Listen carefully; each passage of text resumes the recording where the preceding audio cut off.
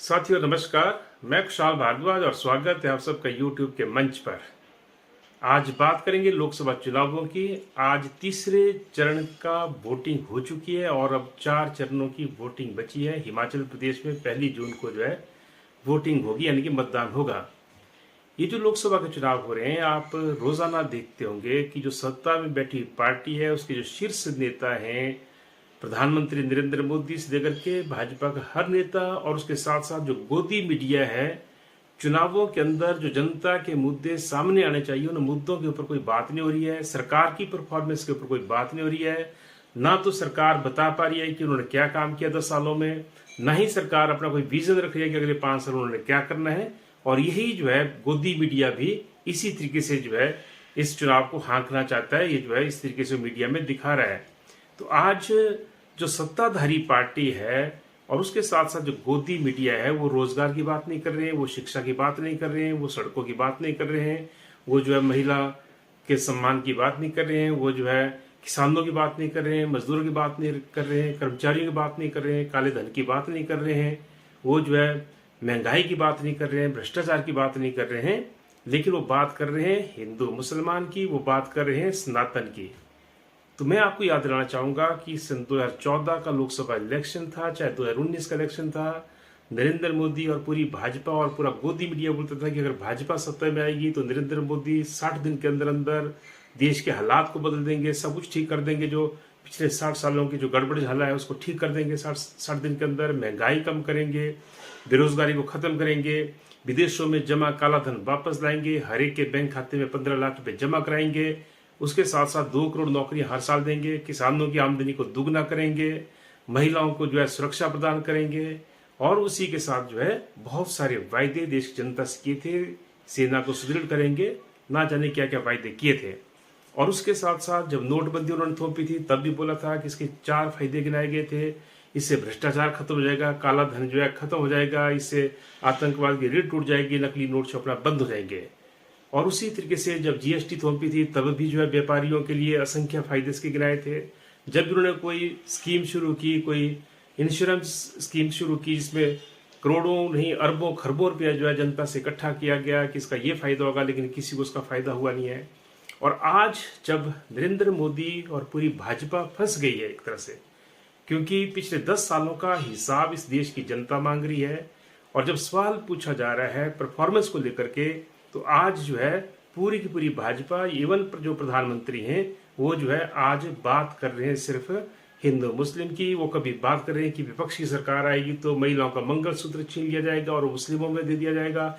वो कभी बात कर रहे हैं कि अगर आपके पास 2 मकान है तो उसमें से 1 मकान छीन लिया जाएगा, विपक्ष की सरकार आएगी और वो उस मकान को घुसपैठियों को दे देंगे।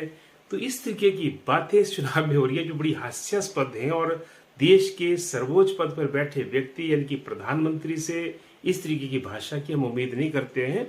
और उसी तरीके से उनके जो कैंडिडेट्स हैं जगह जगह या उनके नेता हैं वो भी लगभग इसी भाषा पे, इसी टोन पे वो अपना प्रचार कर रहे हैं। तो मेरा आप लोगों से भी ये निवेदन है कि अगर हम अपनी बात करें, जो हमारी पार्टी है CPIM है, या व्यक्तिगत तौर पर अगर मैं अपनी बात भी करूं, तो हमने कभी भी धर्म जाति के आधार पर राजनीति नहीं की। हम हमेशा मुद्दों की राजनीति करते हैं। हम हमेशा इस व्यवस्था में परिवर्तन की बात करते हैं। हम हमेशा आम लोगों के जो रोजाना के मसले हैं उनको उठाते हैं, चाहे चुनाव हो चाहे ना हो। लेकिन अब क्योंकि चुनाव होने जा रहा है, क्योंकि देश की लोकसभा का चुनाव होने जा रहा है, नई सरकार का गठन होना है, तो स्वाभाविक है कि जो सरकार सत्ता में है सवाल उससे पूछे जाएंगे। और जब हम सवाल पूछते हैं तो अंधभक्त नाराज हो जाते हैं। वो तरह तरह के हमारे ऊपर आरोप लगाते हैं कि भाई हमसे क्यों सवाल पूछ रहे हैं, भाजपा से क्यों पूछ रहे हैं, फलाने से पूछ लो, उससे पूछ लो। भैया सत्ता में तुम लोगे तो तुम्हारे से सवाल पूछा जाएगा ना। और इसलिए आप बताओ देश को कि जो आपने काला धन लाने का वायदा किया था उसका क्या हुआ। आप बताओ पूरे देश को जो आपने 15-15 लाख रुपए हर एक के बैंक खाते में जमा कराने का बोला था उसका क्या हुआ। अब आप बोल रहे हैं कि मोदी की गारंटी है, और लखपति दीदी जो 15 लाख आना था हर परिवार के हर सदस्य के खाते में, उसका क्या हुआ। अब किसको आप लखपति दीदी का एक झांसा दे रहे हैं। उसके साथ साथ आपने किसानों की आमदनी दुगना करने का बोला था, क्या हुआ उस वायदे का। आपने अनगिनत वायदे किए थे देश की जनता से, उनका क्या हुआ। ये सवाल पूछना लाजमी है क्योंकि आप सत्ता में हैं। और सत्ता में और आप जो है दोबारा मैंडेट मांग रहे हैं, तो किस आधार पर मैंडेट देंगे। लेकिन उसके साथ साथ ये बड़ी हास्यास्पद बात है कि भाजपा जो है आज इस चुनाव प्रचार को कहीं और ले जाना चाहती है। और आज बहुत सारे नेता भाजपा के बोलते हैं कि अगर भाजपा सत्ता में आएगी तो जो है हिंदू खतरे में पड़ जाएंगे, घुसपैठियों का कब्जा हो जाएगा, ये देश जो है मुस्लिम कंट्री बन जाएगी। अरे भैया शर्म करो, कैसा प्रचार आप लोग कर रहे हैं। इस देश में जब मुगल भी आए तब भी जो है हिंदू धर्म को खतरा नहीं हुआ। इस देश में अंग्रेज आए, हिंदू धर्म को खतरा नहीं हुआ। इस देश में आज़ादी के बाद जो सरकारें रही, कभी हिंदू धर्म को खतरा नहीं हुआ। और जब तुम बोलते हैं तुम जो है हिंदू धर्म के सबसे बड़े ठेकेदार हैं, खुद बोलते हैं तुम, लेकिन है नहीं, क्योंकि आप लोगों ने जो है जो हिंदू धर्म में जो सहिष्णुता थी उसको जो आपने छिन भिन किया है। तो मेरा ये कहना है कि आज आप सत्ता में हैं और उसके बावजूद आप बोलते हैं कि हिंदू धर्म को खतरा है। तो आप कभी जो है प्रचार करते हैं कि हिंदू हृदय सम्राट है नरेंद्र मोदी, और जब तुम सत्ता में है भाई 10 साल से, तो अब कैसा जो है देश में जो है किस तरीके का जो है ये हिंदू धर्म को संकट पैदा हो गया या कैसा खतरा पैदा हो गया। तो ये डराओ मत लोगों को, किसी धर्म को कभी कुछ होता नहीं है। सब धर्म फल फूल रहे इस देश के अंदर, हिंदू धर्म भी फल फूल रहा है, जिसकी जिसमें आस्था है उसको मानता है। लेकिन इस देश के संविधान से, इस देश के कानून से सभी जो है संचालित होते हैं। इसलिए इस देश का जो संविधान है उसको आप भी मानो और उसके साथ साथ उसका सम्मान करना जो है आप सीखो। और ये जो आपके नेता लोग बोलते हैं कि अगर भाजपा फिर से जो है सत्ता में आएगी, 3/4 बहुमत मिलेगा तो देश का संविधान बदल देंगे। देश का संविधान बदलने की इजाजत नहीं दी जाएगी, क्योंकि देश का सेक्युलर संविधान है, सेक्युलर डेमोक्रेटिक रिपब्लिक है इंडिया, इसको बदलने की इजाजत देंगे। देश के अंदर जो संघीय लोकतंत्र है, देश के अंदर जो संसदीय लोकतंत्र है, उसको जो है खत्म करने की इजाजत इस देश की जनता नहीं देगी।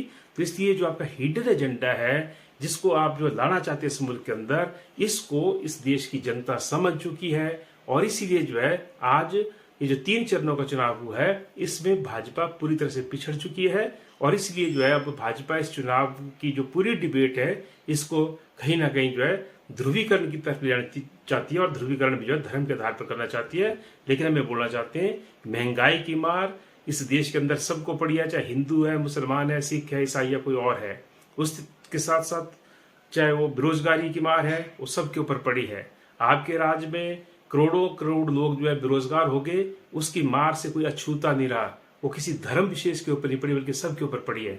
और इसलिए जो जनता आज एकजुट हुई है, जनता आपसे सवाल पूछ रही है, और इसलिए भाई आप उन सवालों से दूर मत भागो। और यही मैं जो है मंडी के अंदर भी हम ये कहना चाहते हैं, क्योंकि हम लगातार जो है मुद्दों की राजनीति करते हैं।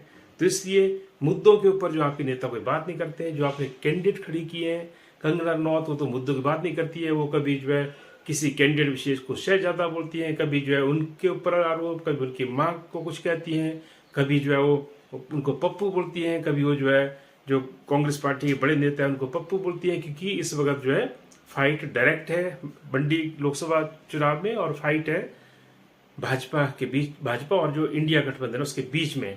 और इसलिए तब जो है पर्सनल अटैक जो किए जा रहे हैं, और इसलिए हमें समझते हैं कि पर्सनल अटैक करने के बजाय कंगना जी को भी ये बताना चाहिए उनका विजन क्या है, उन्होंने किया क्या हिमाचल प्रदेश के लिए।